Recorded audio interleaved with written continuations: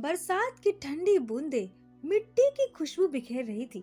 गांव की कच्ची गलियों में एक पतली दुबली सुंदर सी लड़की सिर पर दुपट्टा ओढ़े जा रही थी। उसके पैरों में टूटी चप्पलें थीं और हाथ में एक पुरानी पोटली, लेकिन चेहरे पर एक अजीब सी चमक थी, जैसे भीतर कोई उम्मीद अभी भी जिंदा हो। वो थी रूपा। पिता की बीमारी, भाई की बेरोजगारी और गरीबी ने उसके सपनों को वक्त से पहले बूढ़ा कर दिया था। मायके में उसे हमेशा ताने मिलते, तेरे कपड़े देख, कौन तुझे अपनाएगा रूपा, तेरे नसीब में तो सिलाई कढ़ाई ही है, जिंदगी नहीं। रूपा चुप रहती। वो जानती थी कि उसके कपड़े फटे हो सकते हैं, मगर उसका दिल नहीं। गांव के मंदिर में एक दिन शादी की बारात रुकी थी। शहर के बड़े घराने की बारात थी। सारी औरतें दुल्हन के गहनों और दूल्हे के कार की बातें कर रही थी। रूपा चुपचाप मंदिर के आंगन में सफाई कर रही थी। उसे मंदिर के कामों से जो कुछ मिलता वही उसके घर का सहारा था। उसी वक्त दूल्हे की माँ सावित्री देवी ने उसे देखा। धूल में सनी हुई मगर आंखों में आत्मसम्मान लिए वो लड़की कुछ अलग लगी। तभी सावित्री देवी ने पंडित से पूछा, बेटा ये कौन है? पंडित ने मुस्कुराकर कहा, देवी जी ये रूपा है। इसने यहाँ की सेवा ऐसे की है जैसे मंदिर उसकी आत्मा हो। सावित्री देवी को दिल से भा गई रूपा। तभी सावित्री देवी ने सोचा, जिस लड़की में इतना संस्कार है वो किसी घर की इज्जत ही बनेगी। कुछ ही दिनों बाद रूपा के घर खबर आई कि शहर से रिश्ता आया है। सब हक्के बक्के रह गए। रूपा की माँ बोली, हमारे घर जैसी हालात में कौन रिश्ता लाएगा?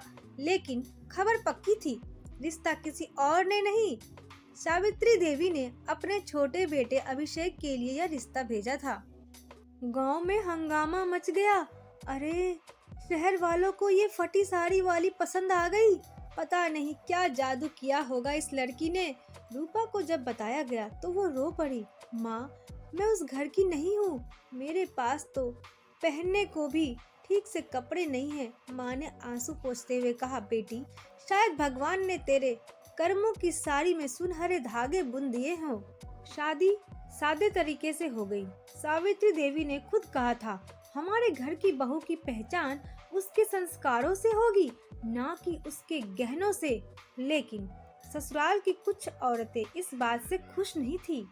कुछ लोगों ने कहा, देखो तो जरा, बिना मेकअप की बहू आई है।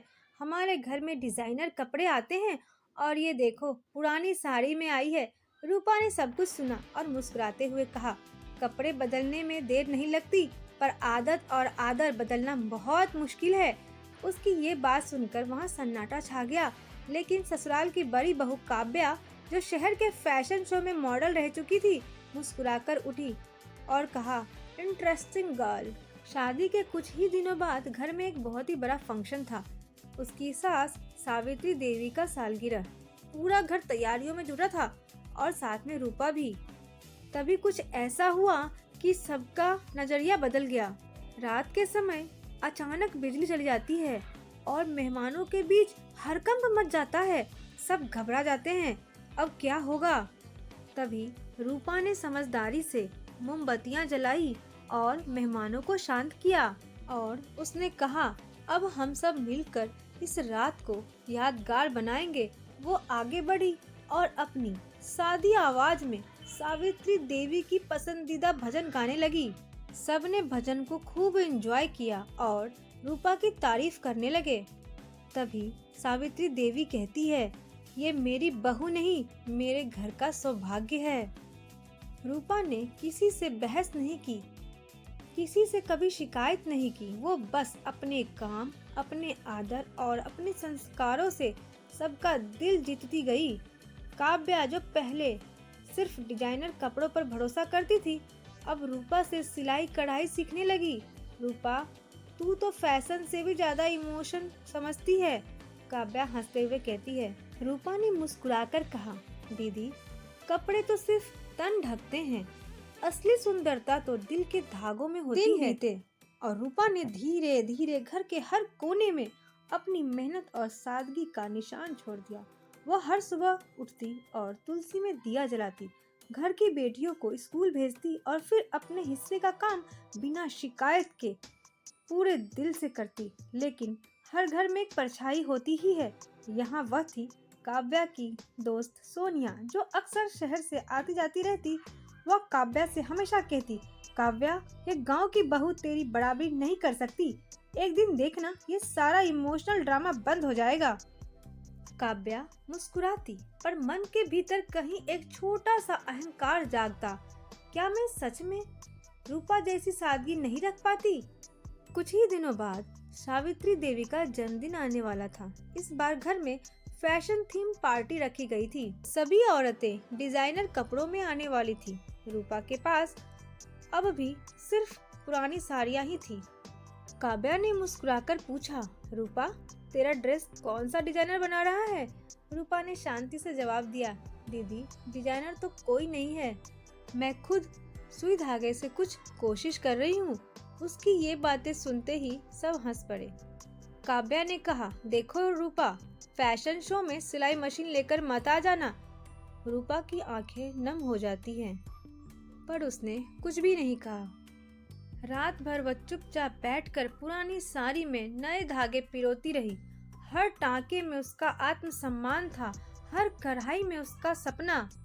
पार्टी की शाम आई, हर तरफ रोशनी थी, महकते फूल, सजी धजी महिलाएं, और उसी भीड़ में रूपा आई सादगी भरी साड़ी में, लेकिन इतनी खूबसूरती से कढ़ाई की हुई थी कि सबकी निगाहें उस पर ठहर गई। उसने पुराने कपड़े में ऐसा रंग और नजाकत डाल दी कि लगता था कि कोई डिजाइनर ब्रांड है। काव्या कुछ पल के लिए शॉक्ड हो गई और फिर उसने धीरे से रूपा से पूछा, रूपा, ये साड़ी तुमने खुद बनाई है? रूपा मुस्कुराई और उसने कहा, हाँ दीदी, पर असली रंग तो आपके आशीर्वाद का है।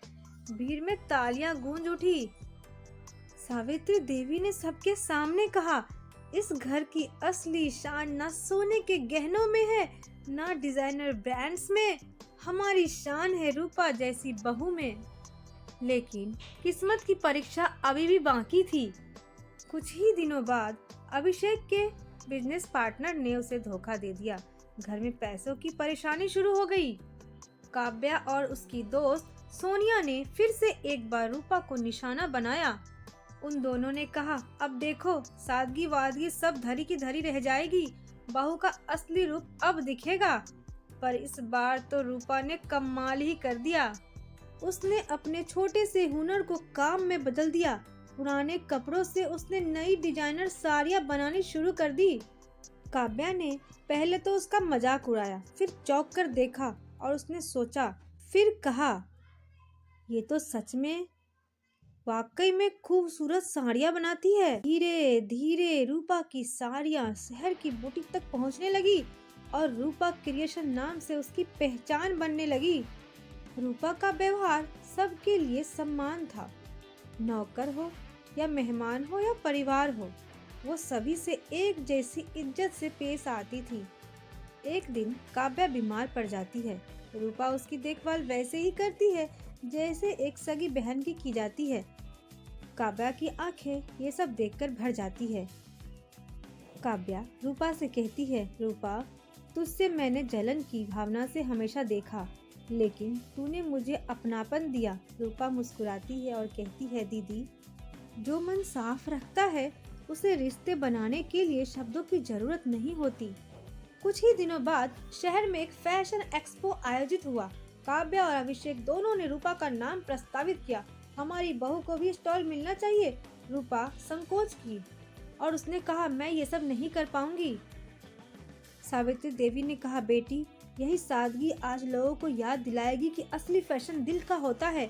एक दिन का मेला 3 दिन तक चला। रूपा के हाथों की बनी हुई साड़ियाँ इतनी मांग में हुई कि मीडिया तक बात पहुंच गई। गांव की बहू बनी शहर की डिजाइनर क्वीन। टीवी पर जब इंटरव्यू में पत्रकार ने पूछा, आपने इतनी ऊंचाई कैसे पाई? रूपा ने मुस्कुराकर कहा, जब मैं मायके से आई थी तो मेरे कपड़े पुराने थे, लेकिन अब मैं जानती हूँ कि कपड़े फटे तो सी सकते हैं, पर रिश्ता टूटे तो जोड़ना पड़ता है। इज्जत कपड़ों से नहीं, कर्म से बनती है। तभी सावित्री देवी ने तालियों की गड़गड़ाहट से पूरे परिवार के सामने कहा, आज मैं गर्व से कह सकती हूँ, ये वही बहू है जो पुराने कपड़े में मेरे घर आई थी और अब इस घर की इज्जत बन गई है। रूपा का पति अभिषेक ने उसका हाथ थामा और कहा, रूपा, तुमने सिखाया है कि अमीरी सिर्फ पैसों से नहीं, सोच से होती है। अगली सुबह जब रूपा तुलसी में दिए जला रही होती है, तभी उसकी सास पीछे से आकर कहती है, बहू, तेरे हाथों में तो जादू है, अब तो पूरा मोहल्ला तेरे डिजाइन किए हुए कपड़े पहने घूमता है। रूपा मुस्कुराते हुए कहती है, माँ, मैं तो बस कपड़े सीती हूँ, असली डिजाइन तो भगवान ने हमारी किस्मत में लिखा था। धीरे धीरे रूपा की सुई और धागे से सिर्फ कपड़े नहीं बल्कि रिश्ते भी जुड़ने लगे। जो पड़ोसी पहले से गरीब समझते थे, वही अब डिजाइन करवाने आने लगे। महिलाएं दूर दूर से उसके यहाँ सीखने आने लगी। वो सब कहती, दीदी, आप जैसी हिम्मत चाहिए जिंदगी में। एक शाम पूरा परिवार एक साथ बैठा था। उसके पति ने उसके पास आकर कहा, रूपा, आज तुमने इस घर का नहीं, इस नाम का मान बढ़ा दिया है। तभी उसके ससुर ने उसके सिर पर हाथ रखकर कहा, बेटा, अब तू सिर्फ मेरी बहू नहीं, हमारी शान है। तभी रूपा ने हाथ जोड़कर सबको देखा और कहा, अगर ससुराल और मायका दोनों जगह थोड़ा थोड़ा प्यार मिल जाए तो हर औरत किसी न किसी रूप में चमत्कार बन जाती है। दोस्तों, आप सभी को इस कहानी के माध्यम से मैं एक संदेश देना चाहती हूँ। कपड़ों से नहीं, कर्म और संस्कार से इंसान बड़ा बनता है। तो दोस्तों, अगर आपको मेरी यह कहानी पसंद आई है तो प्लीज़ वीडियो को लाइक, चैनल को सब्सक्राइब और अपने दोस्तों के साथ शेयर करना ना भूलें। और हाँ, कमेंट में मुझे ज़रूर बताएं कि आपको मेरी कहानी कैसी लगती है।